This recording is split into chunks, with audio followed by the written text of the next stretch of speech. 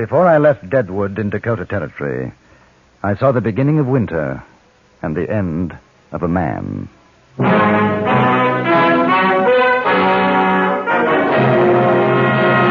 Frontier Gentlemen.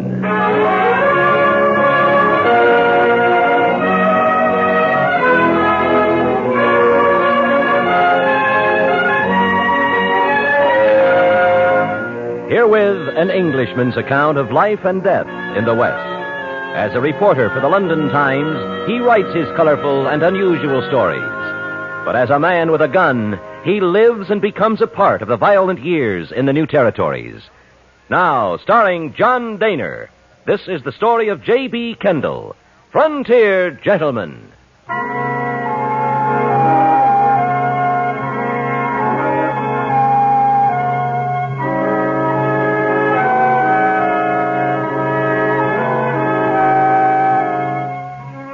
I had seen him several times in Deadwood, a tall, lean, almost cadaverous-looking man, wearing a black frock coat, shiny with age, and trousers which were fraying at the knees. He would walk through the streets, lips moving in soundless words, seemingly oblivious of the turmoil and bustle surrounding him. It was a few days before my departure from Deadwood that I met him, and then, under rather unusual circumstances. I had gone to the gunsmith, Mr. Josiah Mellett, who was repairing some defect in my gun. Good morning, Mr. Kendall. Good morning, Mr. Mellett. Is my gun ready? Yes, sir. It was the pawl spring was mostly the trouble. I replaced the mainspring, too. She was a mite on the weak side. I smoothed the action down some like you asked. Want to see how she feels?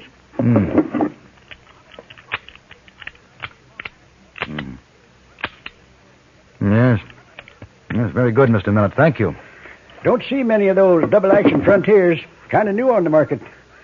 How do you like it? Very much. Good weight and quite accurate. Oh, I'll need some cartridges. Box? 2, I think. So you're pulling out of Deadwood, eh? In a couple of days. Going east? As far as the Missouri. I'll be taking the boat down to St. Louis. I'd sure like to see that old town again. It's been more than 15 years since I was there. Oh? Will there be anything else, Mr. Kendall? No, I don't think so, thank you. How much do I owe you? Let me see now. Purchase a gun. Be with you in a minute, mister. Please, there's no time. I must have it now. As soon as I'm through. You don't understand. There's a man looking for me. He'll kill me. No, he won't. Not in here, he won't. You can see I don't him allow out the shooting window in my there. place. Not with all this black powder around. No, sir. Please. Now, you just take it easy, mister. It's all right, Mr. Mellett. I don't mind waiting. Thank you, sir. So you want a gun. What kind of a gun? It doesn't matter. Something with which I can protect myself. Mister, you take my advice. You go on up to the marshal's office. Tell him what's what, and he'll give you protection. No, I wish to buy a weapon. If you're not used to shooting, it won't do you much good. Mr. Mellett's right. He's out there waiting for me now. When I leave here, he'll kill me. Who? It doesn't matter. I beg you to sell me a gun. Look here, I think Mr. Mellett's idea is the best. Let me walk with you to the marshal's office. It wouldn't do any good. You don't know this man. He'll stop at nothing. Well, I don't mind taking the chance. It's quite possible if he sees you with someone, he won't be as anxious to start shooting. Good advice, if you ask me. Mister, you're as good as dead if you try throwing lead against a man who knows guns. You wouldn't have a chance. If you'll just wait a moment while I load. $3 will about do it, Mr. Kendall. Right. Sure hope you have a nice trip. You come back this way, stop by. Yes, I will. Well, smells like we're going to have an early winter. You won't be missing much if we do. It surely can whistle up a mean freeze around here. Yes, I've heard. There. $3? Yeah, that's right. All right. Much obliged. Thank you, Mr. Mellett. You know where the marshal's office is at? Yes, thank you. Goodbye, Mr. Mellett. Don't mind if I watch from the door, do you? No, not at all.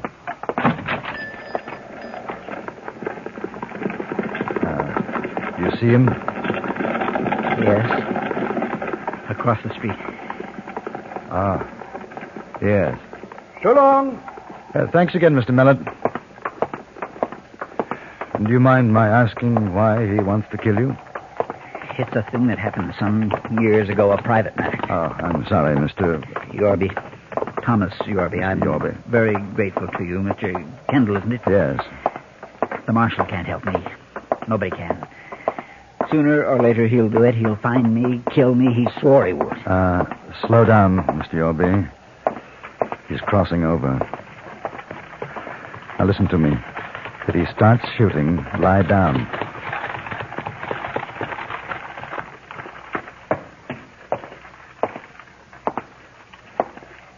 Morning, preacher.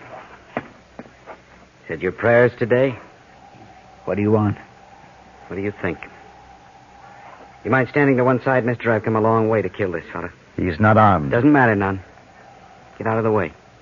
I don't like murder. Me neither. But shooting the preacher ain't murder. It's a kindness. I hate to meddle in a private affair, but Mr. Yorby asked for protection. I feel bound to see him safely to the marshal's office. I got no quarrel with you. Nor I with you. But I'm not letting you shoot an unarmed man. I won't take no chances swapping shots with you, mister. You might just be good enough to beat me. I got too much to live for. You're lucky, preacher. You're lucky you talked this fella into helping you. But he better stay almighty close to your side, because when you're alone, I'm coming looking for you. And next time I'll get you.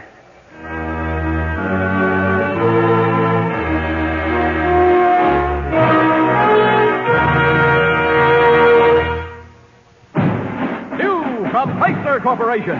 The cars that can do in 59, that can do what they look like they can do. They're the cars of the forward look.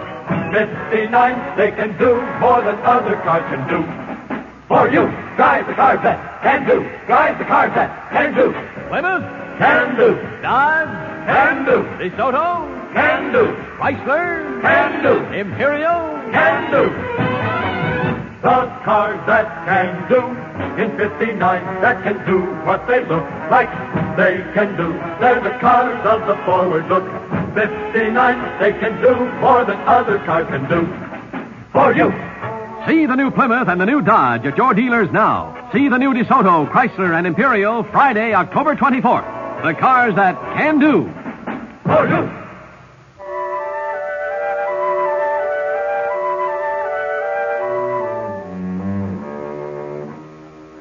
The stranger was a man of somewhat slight stature, hair graying. As he walked away, I noticed that he had a limp. Then he disappeared into a saloon. My companion, Thomas Yorby, passed a shaking hand across his face. It would have been better to have had done with it. Let him kill you? I'm tired, Mr. Kendall. He'll keep his word. There'll be no rest, no peace for either of us. Let the marshal take care of it. No, it's useless. He can't arrest the man for something he hasn't yet done. But what are you going to do? Wait for him to find me again. Why not leave Deadwood? Go somewhere else. It'd be the same wherever I went. He'll follow. Sooner or later, he'll find me. Listen to me, Mr. Yorby. I don't know what you've done, but I shan't sleep very well at night unless I do my best to see you're not murdered. I shall be leaving myself in a couple of days. If you wish, you can share my hotel room and travel with me to Fort Pierre. You have no reason to do this. For all you know, he may have every right to want to kill me. That's possible. But in the meantime, we better get you off the street before he changes his mind and shoots us both in the back.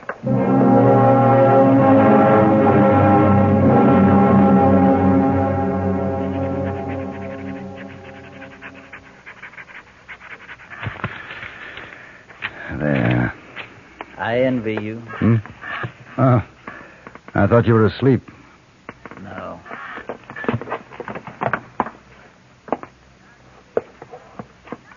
Mr. Yorby, there's one thing I should like to know. That man called you preacher. Are you a minister? I was. Oh. His name is Boyd Greer. I married his sister. She died in Hayes City. He blamed me for it. That was 5 years ago. And you say you were a minister? After the death of my wife, I could no longer preach the gospel. When she was lost to me, I lost faith. I cared about nothing. Why does Greer blame you? He was against my taking her to Hayes. It was a rough town. I wanted to preach there. She insisted upon going with me. There was trouble with shooting. She died. And he blamed you for that, huh? After her death, I left Hayes, wandering, finding enough work to keep myself alive. But wherever I went, always the knowledge that he was looking for me. Now he's found me. And there's nothing else, huh? Yes. It's the thing that keeps me from sleeping in the night. The knowledge that the shooting could have been prevented. How did she die? Years ago, there was a young man who had come out of the war knowing only how to kill. He joined other young men who had the same emptiness of purpose. They drifted to Arizona Territory and on north into Kansas. The young man was called the Torrigo Kid. He knew how to use a gun. The others followed him. Then one day he heard an old man, a preacher.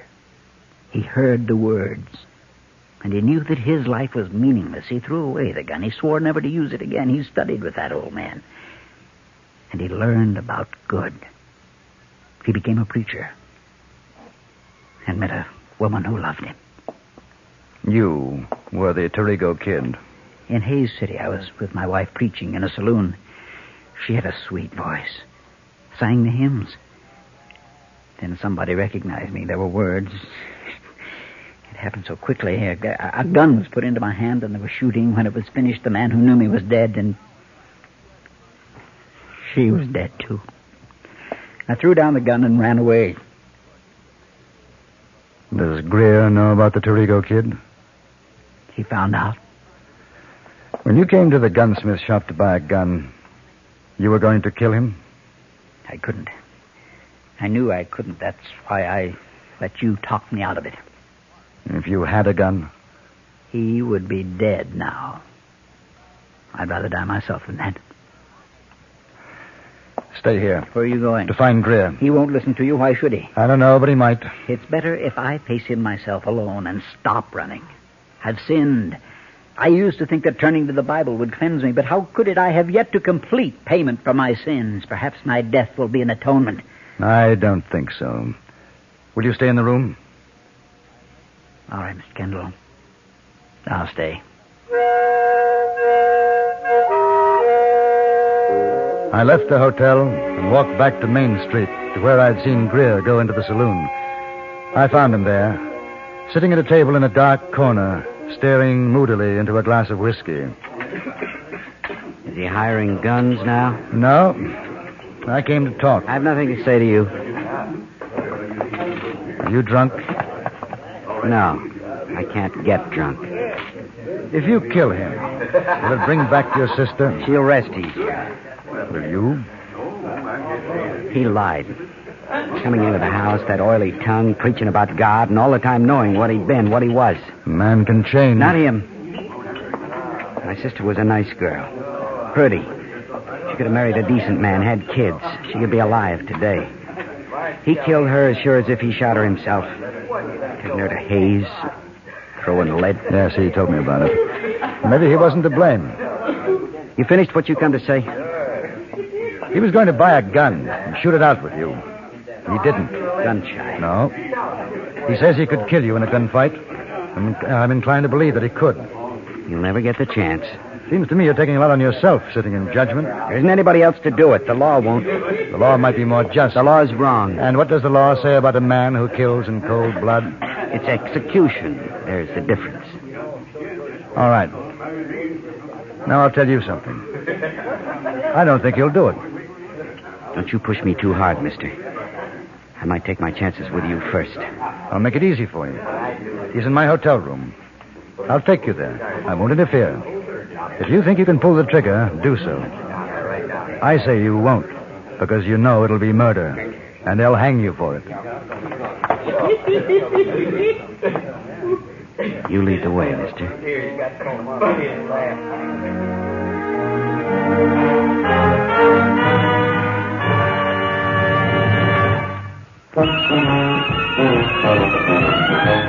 Of all leading filters, cigarettes, Kent filters best, Kent filters best. It makes good sense when you smoke Kent. Kent filters best of all of the brands of cigarettes. Kent tastes the best. Kent tastes the best. A richer taste than all the rest. Kent filters best.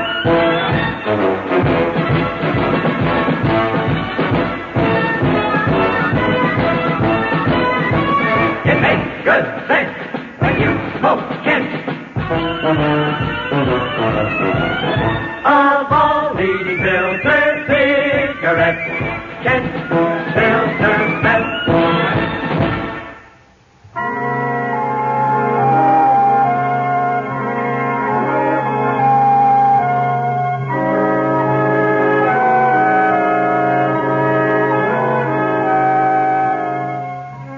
The sky was overcast as we walked up the main street of Deadwood to the hotel.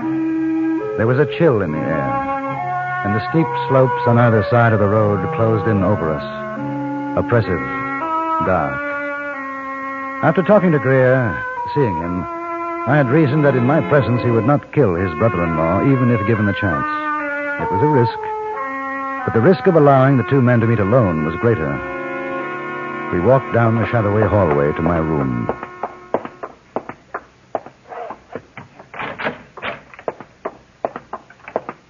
Where is he? Well, I left him here. You make a move for your gun, mister, and I'll kill you. You and the preacher, mighty fancy play you're making. It was no trick. I thought he'd be here. Maybe he stepped out, huh? Then he'll come in and plug me in the back? All right. Just wait. When he shows his face in that door, I'm going to blow it off for him. We waited 10 minutes, 20, an hour. There was no sound. Through the window, I could see a few flakes of snow drifting down through the trees. It was cold in the room. Then I heard steps outside in the hallway. Greer heard them, too. Motioned to me for silence. Come on in, preacher.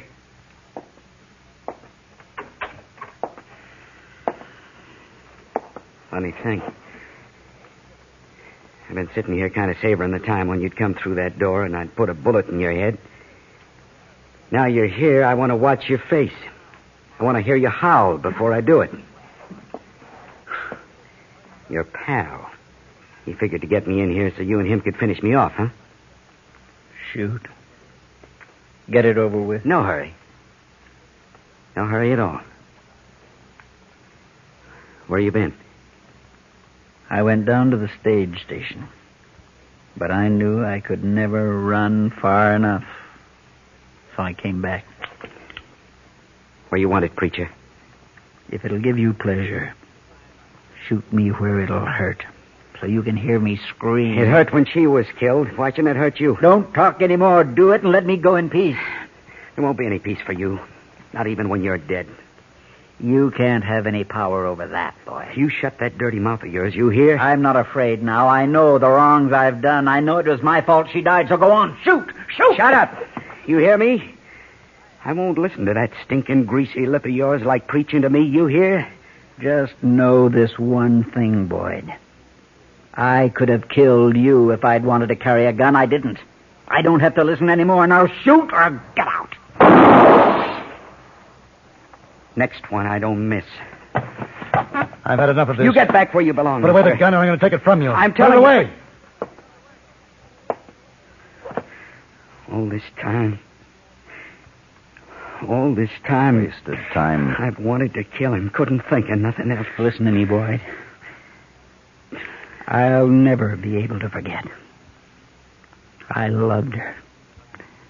Because of me, she's dead. I think I'm sorry you didn't shoot me. Then I wouldn't have to remember. Then that's good. That's a good thing. Mister, I'm obliged to you.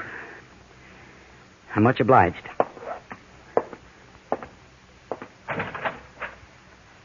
I ain't looking for you no more, preacher. You walk alone now. And you remember my sister. You remember what you done to her.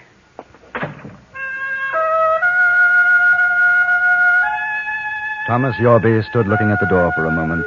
Then, without a word, he opened it and went out. I watched from my window and saw the tall figure with head bent go out into the cold street, threadbare, shiny coat. He walked away and was lost in a swirl of snowflakes.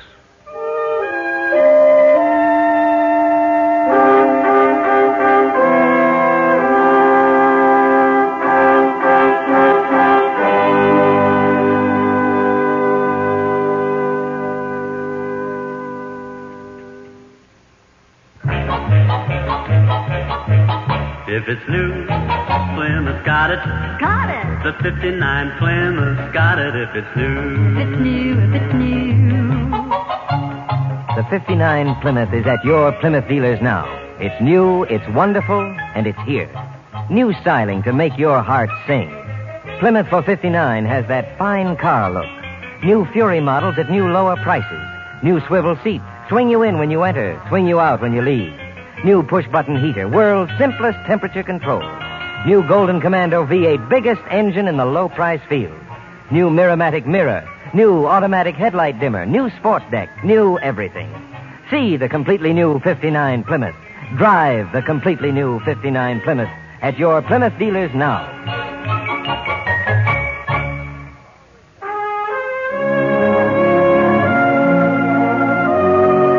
Frontier Gentleman was written, produced, and directed by Anthony Ellis and stars John Daner as J.B. Kendall.